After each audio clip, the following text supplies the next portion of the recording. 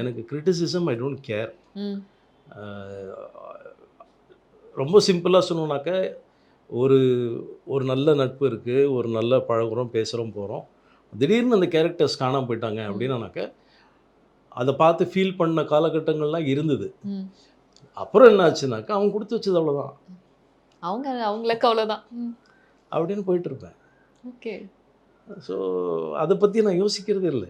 அவன் இதை சொன்னான், அவன் சொல்லிட்டு தாங்க இருப்பாங்க. நான் இங்கேருந்து வெளில போனப்புறம் நீங்கள் 3 பேர் என்னை பற்றி நல்லதா பேசணும்னு நினைக்கிறது தப்பு. நீங்க தப்பா தான் பேசுவீங்கங்கிறது தான் நல்லது.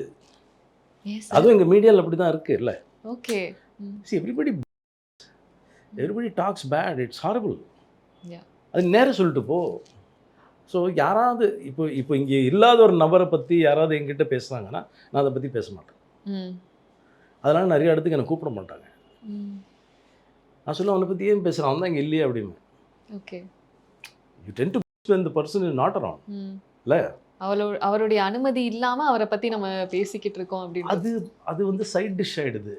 சரக்குக்கு சைடு மாதிரி ஒருத்தனை பற்றி பேசுறது, ஒருத்தனை விமர்சனம் செய்யறது, இது நடந்துட்டு தானே இருக்குது. அதனால் I don't care about criticism.